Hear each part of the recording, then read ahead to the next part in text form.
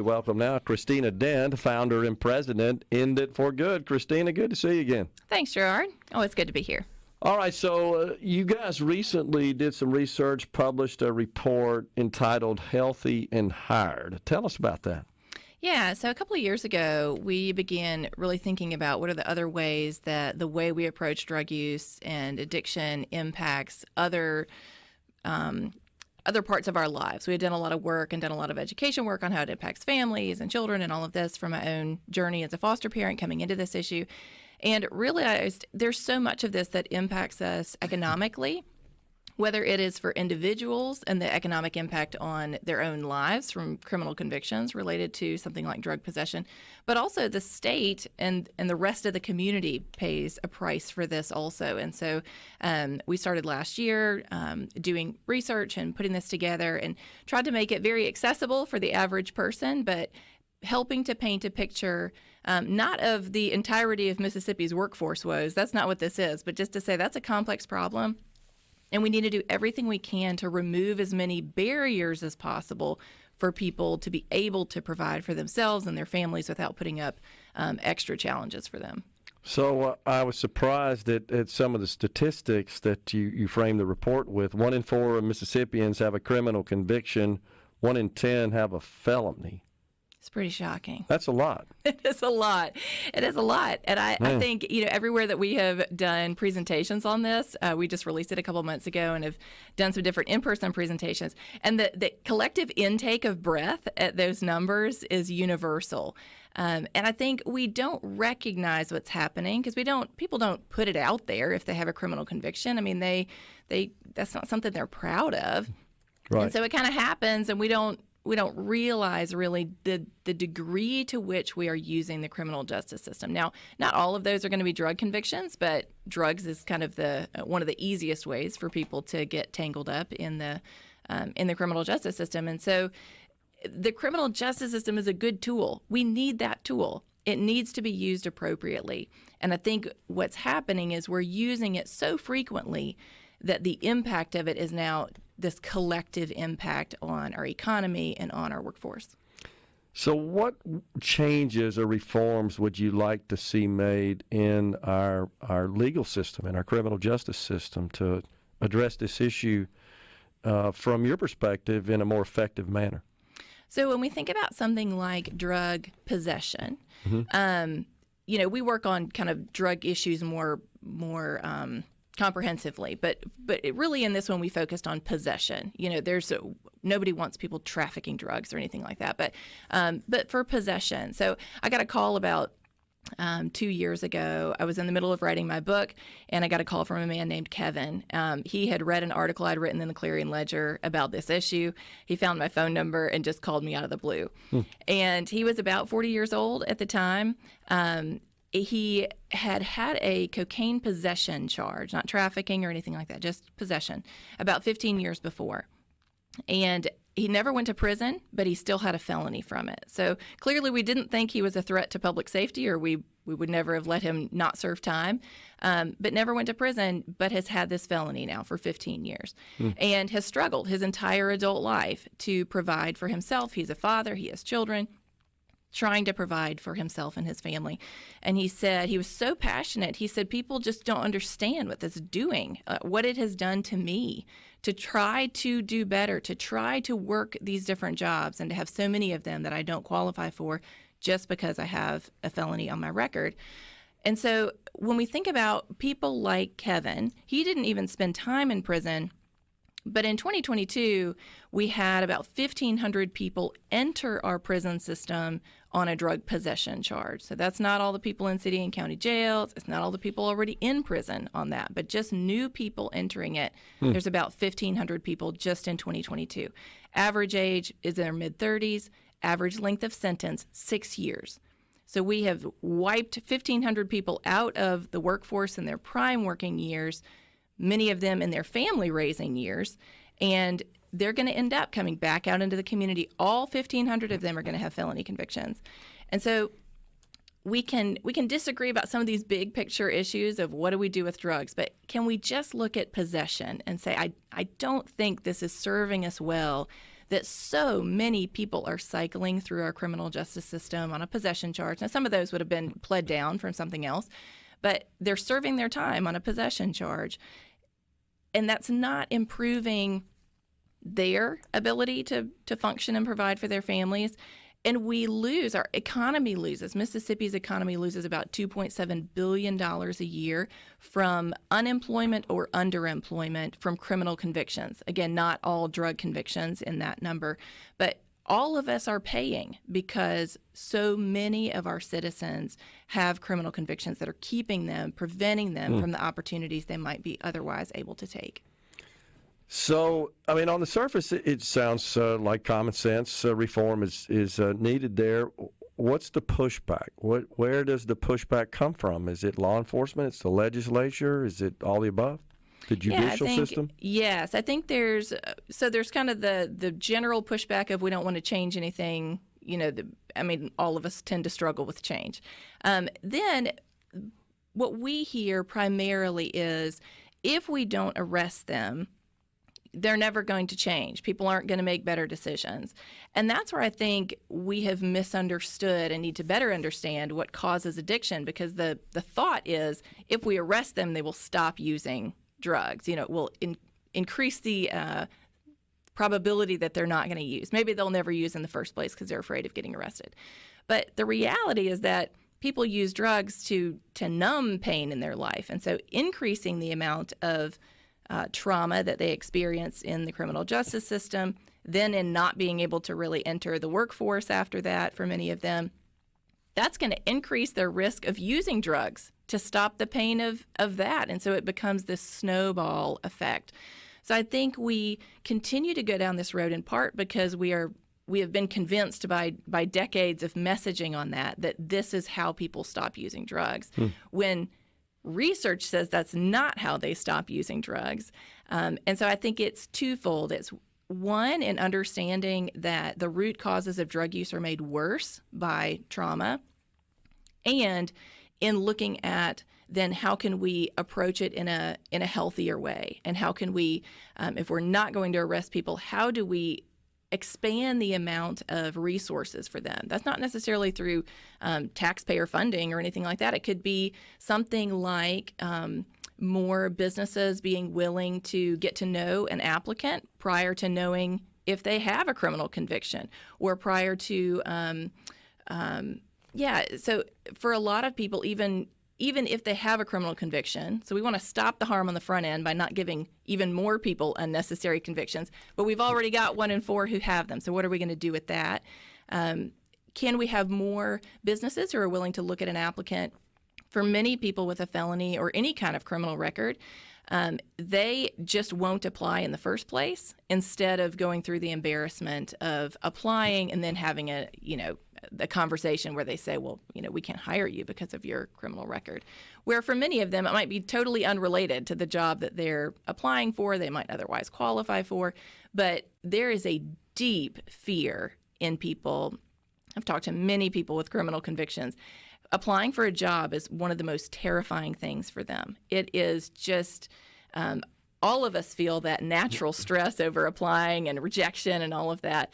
And when you know that it might be that you're rejected, not because of who you are, not because you're not qualified, but because of something you did 15 years before, that keeps people from even attempting to get jobs they might otherwise be able to do. Yeah, I certainly understand that. I can tell you as an employer, that was a concern of mine, especially when you have customers that would state that as a requirement as well. Yep. So it's a much bigger issue to kind of change attitudes about this beyond just hiring somebody. Now, if you're hiring somebody and they're not directly involved with customer-facing type tasks, a little different. But when they are, and in our case, we were dealing a lot with law enforcement. Yep. And in criminal justice and 911 facilities and things like that, and you got to check all those boxes to say absolutely. Anybody that deals with this can't have a record. So. Yes, and I think that's where we love the nuance of not everybody can do this. Yeah. Not everybody can second chance hire, which is why it's really important that we don't give people criminal convictions if there's a way to avoid that. Yeah.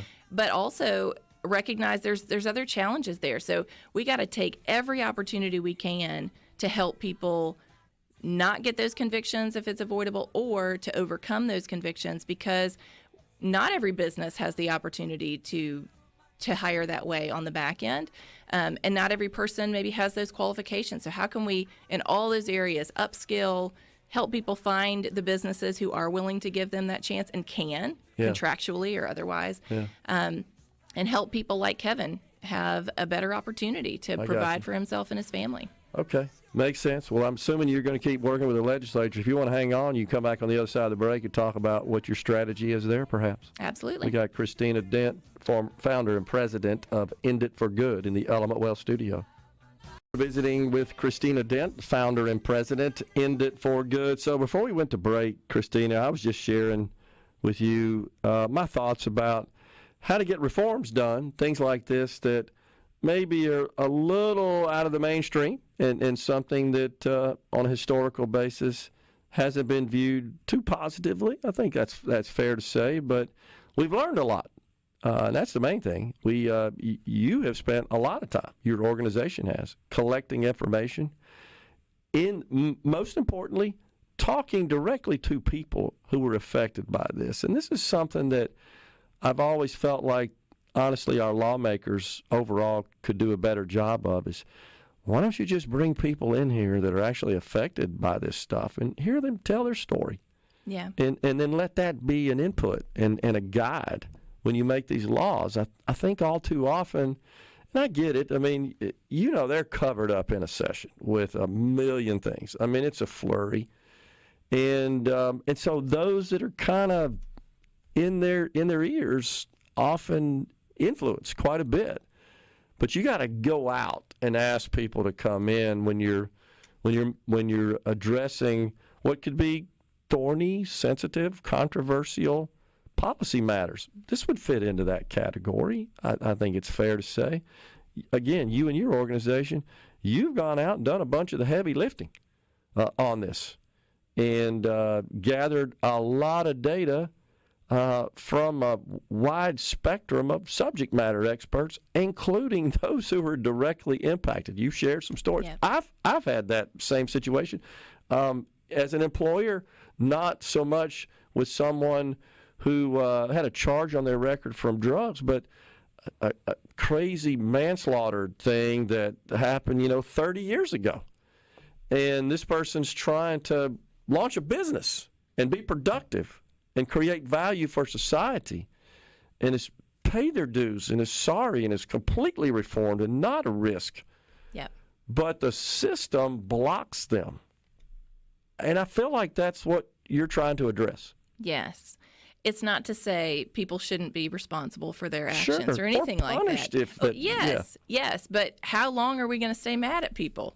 For the rest of their lives? I mean, is that really benefiting anyone? The state, the rest of the community included, to keep people out of a legal tax-paying economy? What are we incentivizing them to do then? Well, very likely to go engage in activity that is not in the legal tax-paying economy, which is not helpful to the rest of the state. So they earn income. Right. One way or another, people have to find a way to get food on the table. We want them to do that in a way that is productive and legal and benefits the rest of the society. So with this report, we've sent a copy to all of the legislators after they got out of session. Yeah. We intentionally made it really easy to access. We know that they're busy people. We talk with a lot of them about these issues because there is so much that they can do. They are the ones who can change state policy, although in localities, people, a sheriff's department or a police department, they can deprioritize drug possession for their officers to say, hey, we're not going to focus on this. This is not going to be the thing that you think about when you're out doing police work. Is where are the people who are in possession of drugs? We're looking for things where people are being harmed or rights are being violated, that sort of thing. But there's other solutions too, even for people who might not be willing to take that step yet.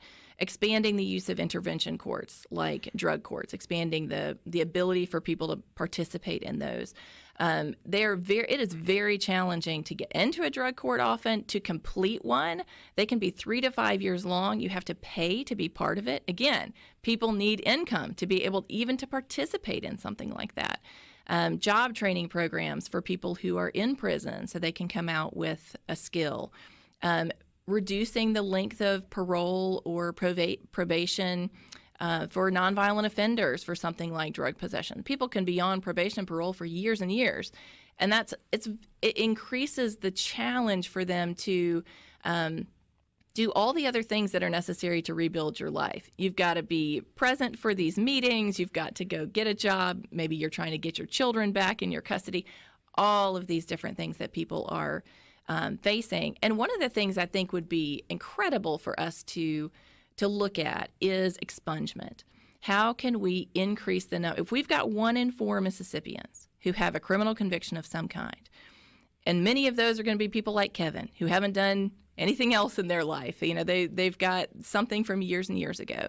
How can they get that expunged? Michigan last year expunged, their estimate was 10% of their population on the day this automatic expungement program went into effect. Their legislature passed it, a clean slate program.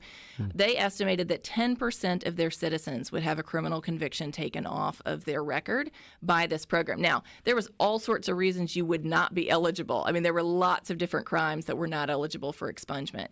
But even with that, 10% of their population, they estimated, would have that. And half of those people would then become conviction-free. So we have an idea that, you know, if people are involved in the criminal justice system, they've been involved 5, 10, 15, 20 times. These are repeat offenders. Certainly there are some people who fall into that category. Yeah. But there are a lot of people, you know, Michigan is not a place we think of as, you know, overly dangerous or overly progressive or anything like that. It's just you know, just Michigan. And they found that, hey, we can do this wisely. We can release, you know, 1 million people for their population size. 1 million people would be impacted by this. Incredible. And the legislature was able to do that. And so you can go on their website now and you can look up, am I eligible? How do I, you know, what if my conviction should have been expunged but wasn't?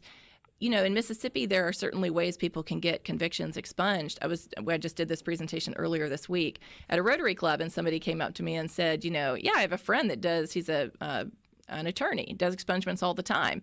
But it's primarily for parents trying to get their children who are in college and have made bad decisions, trying to get their criminal convictions off of their records. And so they've got a couple $1,000s to pay an attorney to go and do that. Whereas we know Mississippi struggles with economic issues. There are lots of people that don't have a couple of $1,000s to be able to go and pay to get this done. And so Michigan took that need away from all of those citizens and said, you know, if your conviction has been 7 to 10 years for qualifying convictions, depending on misdemeanor or felony, we're going to automatically expunge that, automatically just release you to go and not have this on your record. And a whole lot of people, about 500,000 people, became conviction-free. When did this occur? Last year in April. So are some other states looking at doing the same thing? Yeah, so Oklahoma did a big, different than that, but a similar kind of removal of such lengthy sentences for things like drug possession. They had a lot of people that were actually released from prison as part of that, who became eligible to be released as part of that. And so, you know, Oklahoma is a conservative state. They're not, you know, they're similar to us in some ways. And so I think we're looking at this and we're saying, we don't want to roll back the criminal justice system. We don't want to just say, go do whatever you want to, and we're not going to punish you for that. But we are going to use it in a wise way. We're not going to use it when it's not helping us. We're not going to use it when our citizens and our economy is suffering from this. So it's encouraging to see movement in that regard. People are looking for solutions. Legislators are looking for solutions. People in law enforcement are looking for solutions. They are frustrated. I was up in North Mississippi doing a presentation for a sheriff's department up there. They invited me to come up and talk. And they're, we don't all agree on all the solutions, but they're just as frustrated as all the other law enforcement I've talked to over the last couple of years that so much of their work seems to be just spinning the same people in and out of the system.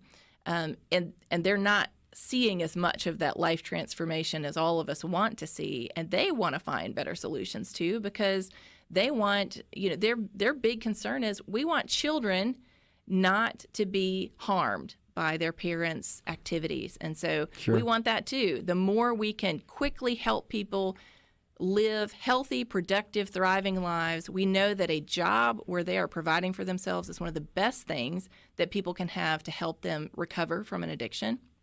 How can we open the pathway to that for more Mississippians? So a concern, of course, that a lot of folks would have is that someone is released, say, under this program, or their record's expunged, and then they go out and they recommit crimes. They offend again. And is that a common thing, or how do you get people comfortable with that? I guess we got about a minute left here. Yeah, I think what we're saying is, let's just look at the people who we haven't yet put in jail. Okay. Can we just look at the people who haven't done anything else other than possessed a drug? Okay. And can we say, or the people with expungement? So let's just talk about they've been out in years without any other criminal activity, or they haven't done anything else other than possessing a drug to get them inside of it. Can we start there and find a better way to help people thrive? Sense. Christina, appreciate you coming in. Thanks a lot. Thanks, Gerard. Christina Dent, founder and president, End It for Good. Folks, we're stepping aside for a break. Half an hour of middays remains.